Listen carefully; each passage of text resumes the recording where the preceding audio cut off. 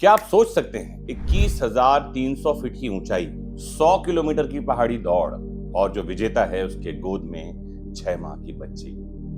Sunday motivation मंत्रा में सुबह के 7 बजे आज मैं ऐसी ही एक शानदार कहानी आपके लिए लेकर आया हूं जो स्टीफेनी केस की कहानी है। ये कहानी आपको बताती है कि इस दुनिया में असंभव कुछ भी नहीं है।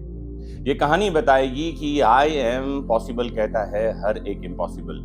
ये कहानी आपको बताएगी कि जो कुछ भी बहाने आप बना रहे हैं ना काम नहीं करने के लिए, वो सिर्फ कोरे बहाने हैं, क्योंकि करने का एक संकल्प होता है और किसी काम को नहीं करने के 1000 बहाने होते हैं। तो आप कौन हैं? बहाने बनाने वाले हैं या फिर सफलता की दौड़ में सबसे आगे निकल जाने वाले हैं? आज तय होगा और इस बात को तय करने के लिए आपको लास्ट तक जुड़े रहना है इस लेक्चर से, क्योंकि आज मैं देने वाला हूं मोटिवेशन का महाडोज। आइए शुरू करते हैं। तो चलिए शुरू करते हैं कहानी असंभव को संभव बनाने वाली एक माँ की कहानी। एक औरत, एक माँ, एक योद्धा, ये है स्टीफेनी केस। अल्ट्रा ट्रेल मैराथन का नाम सुना है आपने? भारत में तो बहुत कम लोग हैं जो इसके बारे में जानते भी हैं। एक ऐसा नाम जिसे सुनते ही शरीर में सिरहन दौड़ जाती है।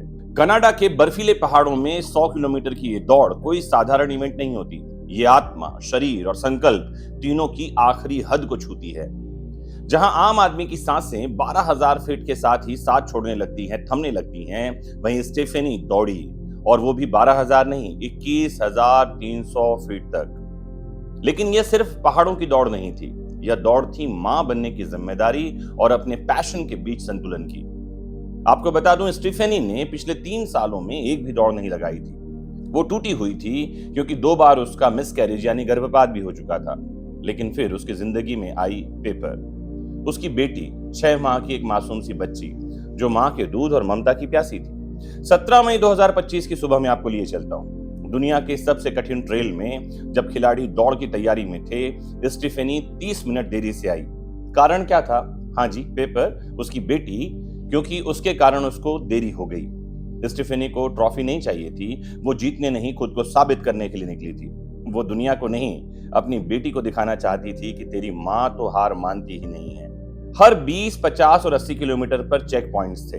वहां स्टीफेनी रुकती थी और उसकी बेटी जो है वो मेड के साथ वहां ट्रेवल कर रही थी। स्टीफेनी पसीने से भीगी हुई योद्धा की जगह कुछ मिनटों के लिए मां बन जाती थी। वो रुकती थी, पेपर को दूध पिलाती थी, फिर उठती थी, कमर सीधी करती थी और कहती थी, चलो बेटा, अभी हमारी दौड़ खत्म नहीं हुई है, अभी तुम्हारी मां को दुनिया को दिखाना है। उसके साथ चल रहे लोग उसकी हिम्मत देखकर रो पड़े थे। अगर आप मेरी भावनाओं को महसूस कर रहे हैं तो आपकी भी आंखें गीली हो रही होंगी। उसकी आंखों में नींद नहीं थी, उसकी आंखों में जुनून थी, थकावट नहीं, संकल्प था। 16 घंटे 53 मिनट लगातार दौड़ती रही स्टीफेनी। 21,300 फीट की ऊंचाई पर बर्फ, पसीना, दर्द, सांसें, ये सब पीछे छूट गया। स्टीफेनी ने फिनिशिंग लाइन पार की, लेकिन वो अकेली नहीं थी। उसकी बेटी का हौसला उसके साथ था। उसकी बेटी की आंखों में दिखने वाला गर्व उसकी जीत में समाया हुआ था। तो सिर्फ एक मैराथन दौड़ नहीं थी, ये एक मां की चेतावनी थी दुनिया को। ये एक योद्धा का मैसेज था दुनिया के लिए कि असंभव कुछ भी नहीं है। अगर आप किसी चीज को रुकावट मान रहे हैं तो रुकावट आपके मन में है।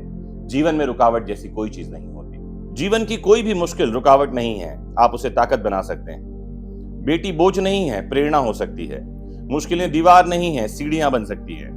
अगर स्टीफेनी 42 की उम्र में अपने शरीर के दर्द और मां की जिम्मेदारियों के बीच इतनी ऊंचाई पर दौड़ सकती है, तो आप क्या कर रहे हैं? क्या आप हर सुबह बहानों में उलझे रहते हैं? क्या आप जिंदगी के डर से बैठे हुए हैं? स्टीफेनी की तरह कदम उठाइए, बिस्तर छोड़िए, मोजे ऊपर कीजिए, बेल्ट कसिए, कमर कसिए और निकल पड़िए उस मंजिल की ओर जिस तक पहुंचने का कभी आपने सपना देखा था। आपको जीतने के बारे में नहीं सोचना है, बस सोचना यह है कि आपको इस टास्क को पूरा करना है जो आपको असंभव नहीं मालूम पड़ता, लेकिन दुनिया को लगता है कि आप नहीं कर सकते। आइए शुरू करते हैं इस संडे मोटिवेशन मंत्रा के माध्यम से ऐसे किसी जज्बे, जुनून और जिद को जीने की तैयारी जो शायद आपने छोड़ दी है। जुड़े रहना है आपको अपने फेवरेट प्लेटफॉर्म वैदिक शिक्षा से। जानते समझते रहना है मोटिवेशन की पारियों को ऐसी शानदार कहानियों के माध्यम से। नमस्कार, जय हिंद।